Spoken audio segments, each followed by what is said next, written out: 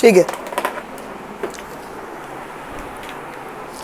हाँ, अभी देखो नेक्स्ट टॉपिक क्या है, रोलिंग मोशन। रोलिंग मोशन से पहले हम लोगों को मोशन क्या है वो समझना होगा।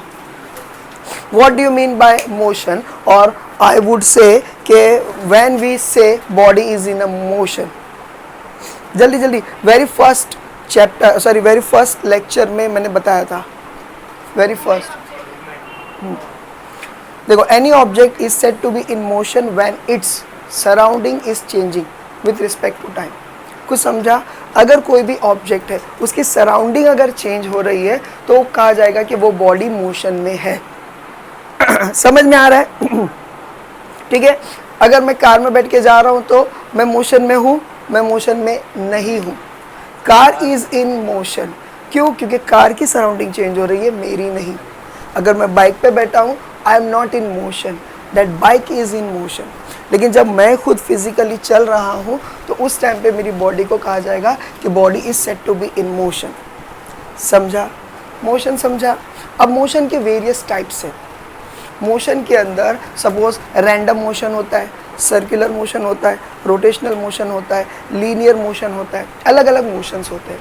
लेकिन related to this topic rotational motion, हम लोगों को rolling motion, related to this topic हम लोगों को दो टाइप के मोशन समझने होंगे। एक रहेगा क्या, रोटेशनल मोशन, और दूसरा रहेगा क्या, ट्रांसलेशन मोशन। पहले ये दो मोशन को समझते हैं। ठीक है, क्यों ऐसा बोला जा रहा है या ये ही दो को क्यों पढ़ना है अभी मैं बताता हूँ। पहले ये दो अगर समझ में आएंगे तो आपको मैं बता सकूंगा कि रोलिंग मोशन क्या होता है। अभी तक सब क्लियर है? रे कितना चलेगा? ठीक है, translational motion and rotational motion. सबसे पहला ट्रांसलेशनल मोशन को समझते हैं। सपोज करो this is an object, this object is made up of n number of particles, गिन नहीं सकते।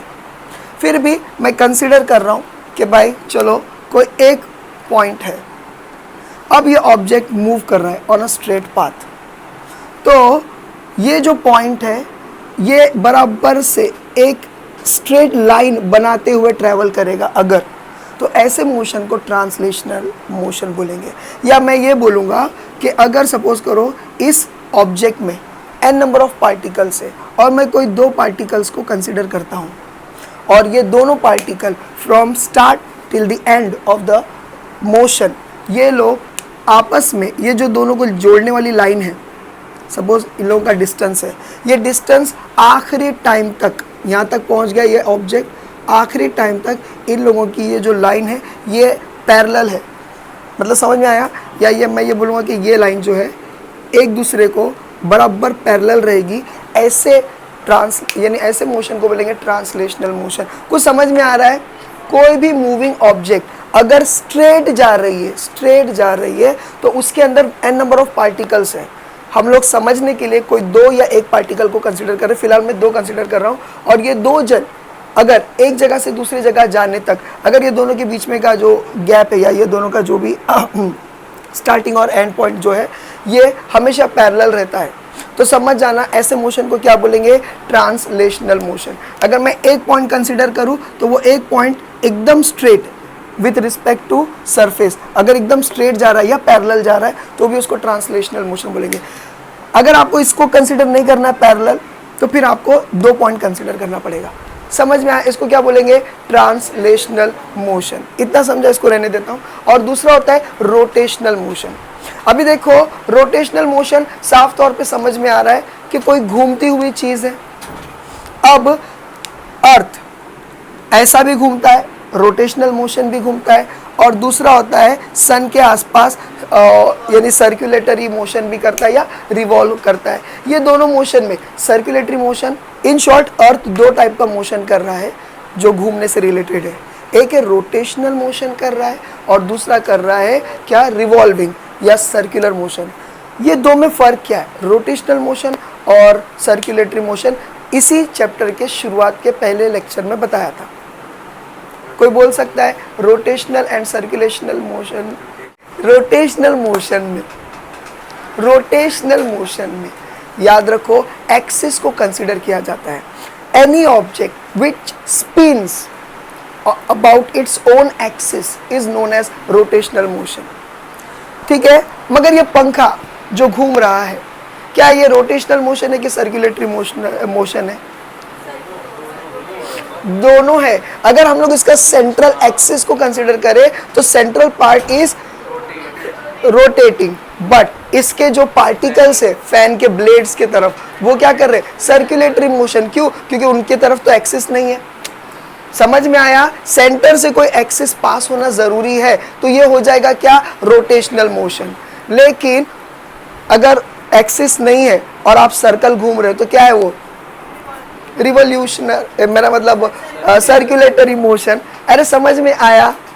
ऐसा ही गाड़ी का पहिया रोटेशनल है कि रिवोल्यूशनर, मेरा मतलब सर्कुलेशनर, कट करना पड़ेगा।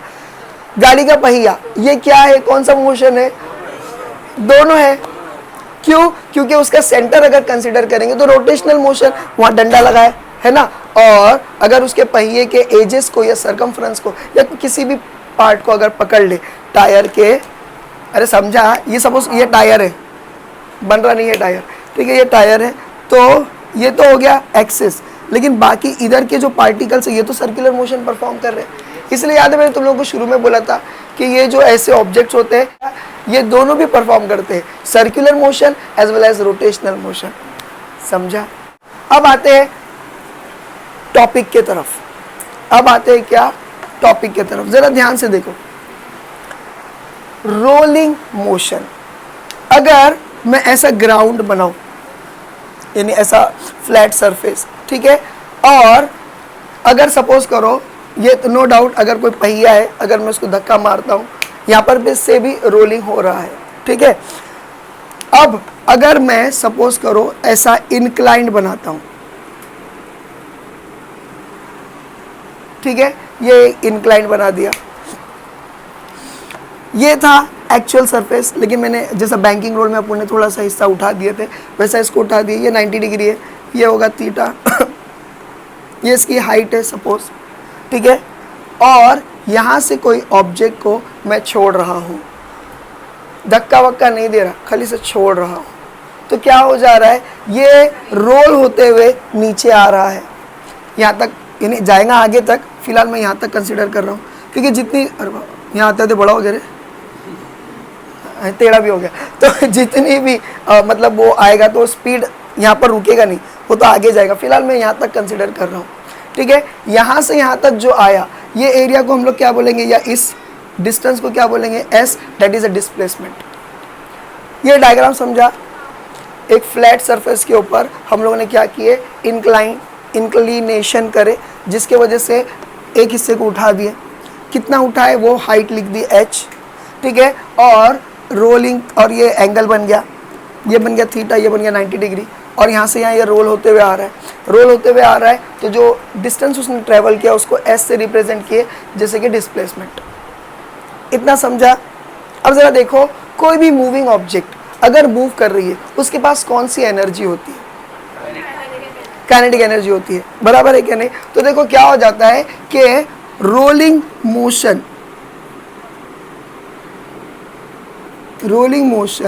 Is nothing but combination of, ध्यान से सुनो, combination of translational motion plus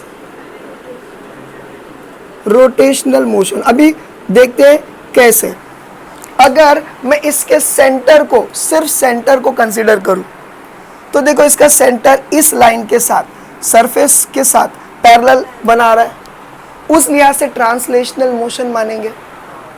अरे समझ रहा है कि नहीं समझ रहा है? मैंने बोला था ना ये बॉडी है, हाँ ऐसा सा बताया था, तो ये ट्रांसलेशनल मोशन है उस लिहाज से। लेकिन वही सेंटर में उसका एक्सिस भी गड़ा है और वो उसको चला रहा है, तो क्या हो जा रहा है कि ये रोटेशनल मोशन भी है। इसीलिए रोलिंग मोशन जो भी चीज़ कर रही है उसको हम लोग दो मोशन के ज़रिए से मतलब वो करेंगे, it is a combination of two motion. तो रोलिंग मोशन को जो है हम लोग दो मोशन का कॉम्बिनेशन मानेंगे, एक है ट्रांसलेशनल मोशन और दूसरा होता है रोटेशनल मोशन। ठीक है, तो अब देखो कोई भी ऑब्जेक्ट अगर मूव कर रहा है उसके पास काइनेटिक एनर्जी है, तो रोलिंग मोशन वाले के अंदर कौन कौन सी काइनेटिक एनर्जी रहेगी? ट्रांसलेशनल मोशन की काइनेटिक एनर्जी रहेगी एंड एंड क्या प्लस रोटेशनल मोशन की काइनेटिक एनर्जी रहेगी। बोलो समझा?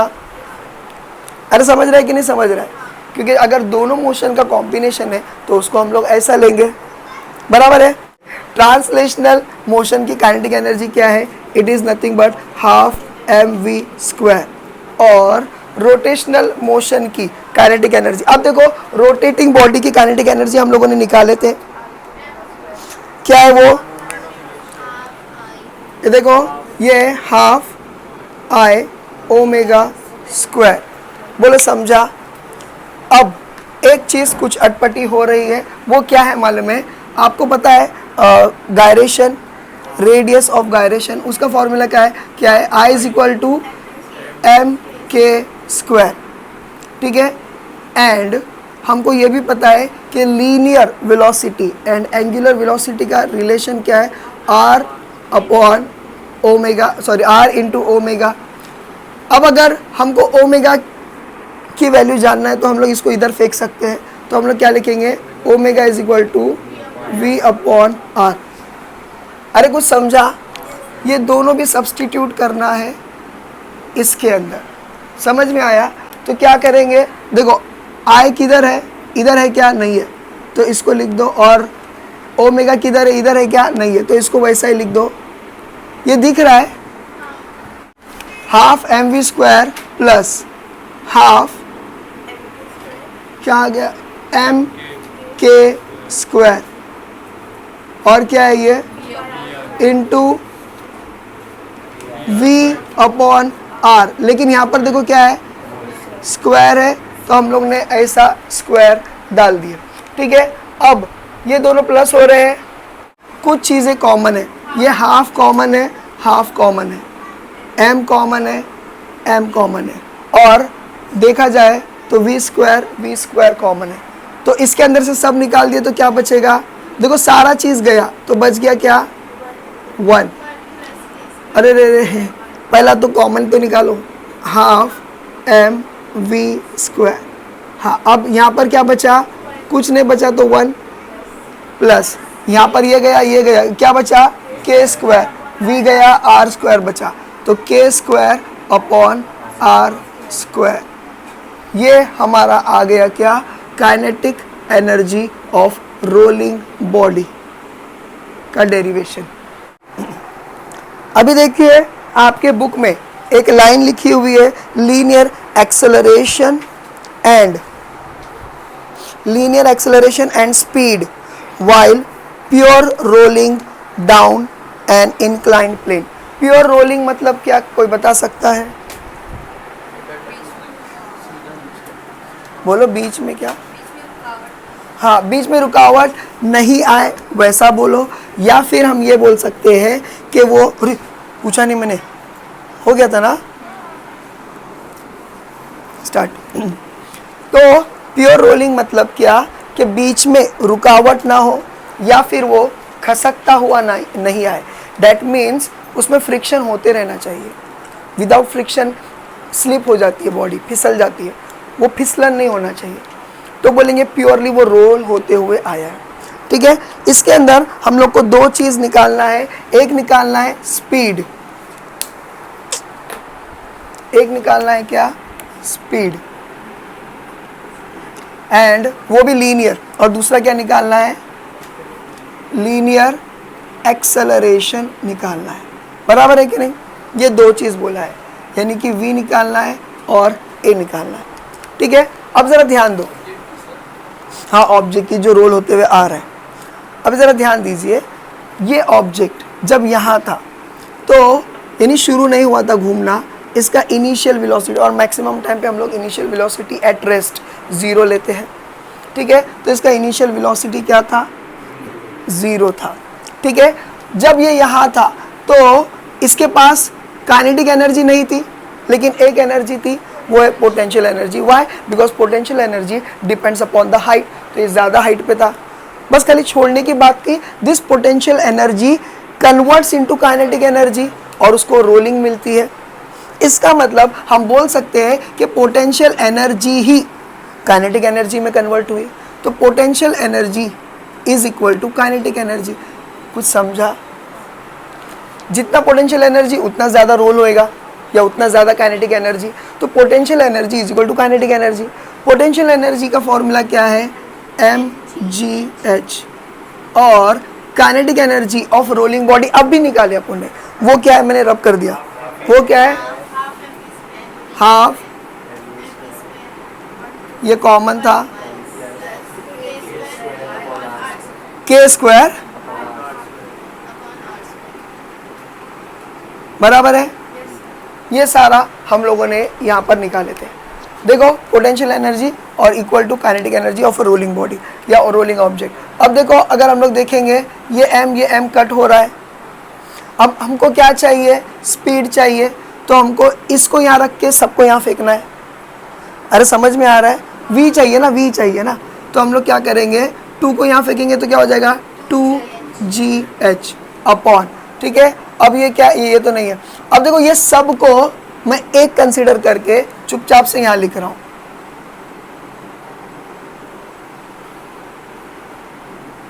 अरे समझा कि नहीं समझा?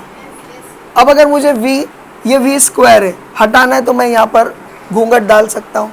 तो मैं ये स्टेप डायरेक्टली यहाँ पर लिख दे रहा हूँ कि v स्क्वायर की जगह पर हम लोग ऐसा डाल देंगे। मिल गई वेलोसिटी, बस। अच्छा तुमको और चाहिए था तो देखो इसके अंदर और भी कुछ करेंगे अपन। अच्छा समझ आया? अरे बोलो समझा? अब इसके बाद h है ये। अब इसके बाद हमको एक्सेलरेशन ढूंढना है।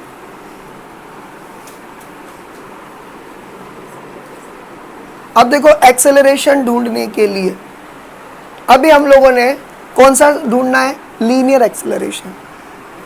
इसको देखो, इसको देखो, कहीं पर भी लीनियर एक्सेलरेशन है नहीं, तो कुछ जुगाड़ करना पड़ेगा। तो मूविंग ऑब्जेक्ट है तो हम 3 काइनेमेटिक इक्वेशन यूज कर सकते हैं। तो उस बेसिस पे हम लोग कौन सा वाला लेंगे? v square is equal to U square plus 2as, क्योंकि यहाँ पर a है, हमारे पास डिस्प्लेसमेंट भी है। खैर हम लोग सम सॉल्व नहीं कर रहे, लेकिन हमारी नीड के हिसाब से। तो देखो v क्या है हमारे पास? 2gh upon 1 plus k square upon r square. अब देखो ये स्क्वायर में था और ये स्क्वायर रूट में था, ये दोनों कट गए। इसके लिए मैं डायरेक्टली ऐसा ही लिख डाला। अच्छा है ना? हाँ। अब इसके बाद u अपन ने क्या बोले? ये 0 रहेगा प्लस 2 a तो हमको ढूंढना है और s। बोलो समझा? ठीक है। अगले स्टेप में अब मैं 0 हटा दूंगा। क्यों? एनीथिंग प्लस विथ 0 कोई फर्क नहीं पड़ता। बोलो हीरो, सही कि नहीं? इतना समझ गया? कुछ कैंसिल हो रहा है, कम से कम इसके काम तो आएगा। कुछ कैंसिल हो रहा है? अरे हो रहा है ना? 2 कैंसिल हो गया। और अरे हाँ, अभी देखो क्या करना है हम लोगों को? s, अब जबरदस्ती का s की वैल्यू हम लोग पुट करेंगे। अब देखो उसको पुट करने के लिए क्या है, जरा देखो। हाँ ध्यान से सुनो। ये ट्रायंगल है। आपके बुक में ABCD नाम नहीं दिया, मैं दे रहा हूँ कि ये ABCD एक ट्रायंगल है। इसके अंदर ये थीटा है, तो साइन थीटा अगर हम लोग निकालते हैं तो क्या हो जाएगा? देखो sine theta is equal to, ठीक है, ये क्या है? Opposite upon hypotenuse. इसका अपोजिट क्या है? h। हाइपोटेनियस क्या है? s। Sine theta. अब मैं क्या कर रहा हूँ? मुझे s की वैल्यू चाहिए, तो मैं क्या करूँगा? अदला बदली। तो क्या हो जाएगा? s is equal to h upon sine theta. मैं ये वैल्यू यहाँ पर पुट करूँगा। समझ में आया? ये करना ही है। तो क्या हो जाएगा? gh upon 1 plus k square upon r square is equal to a into what? h upon sine theta. h cut रहा है तो काट दो, ठीक है। अब क्या हो जाएगा? 1 अपॉन यानी a अपॉन साइन थीटा आया, तो मैं क्या करूँगा, इसको यहाँ फेंकूंगा तो क्या हो जाएगा g dot sine theta upon 1 plus K square upon R square is equal to, अबे क्या कर रहा है, इज इक्वल टू, अबे क्या कर रहा है, इज इक्वल टू ए। मेरे से ए ही नहीं बन रहा था, बोलो समझा, बस हो गया। कितना आसान नहीं था।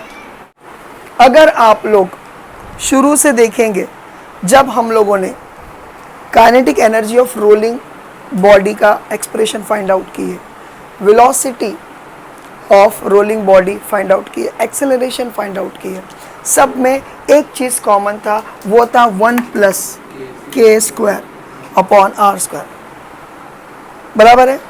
इसका मतलब क्या है, वो ये बोल रहा है कि ये जो के स्क्वायर अपॉन आर स्क्वायर है, ये कोई एक मेन फैक्टर है जिसके वजह से, और याद रखो ये मोमेंट ऑफ इनर्शिया में जितने भी इसने जो वो दिया है ना, फॉर्मूलेस दिया है, देखो पीछे जो येलो बॉक्स में फॉर्मूले दिया है, वो बोल रहा है कि उसके आगे के जो भी नंबर है 2/3, 5/2, ये जो भी नंबर है, it is actually nothing but representing के अपॉन आर स्क्वायर, के square upon R square.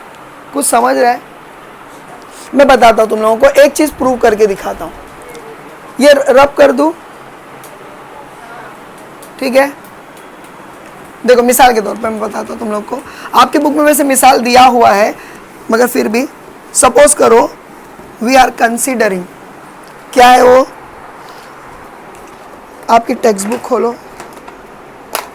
Page number,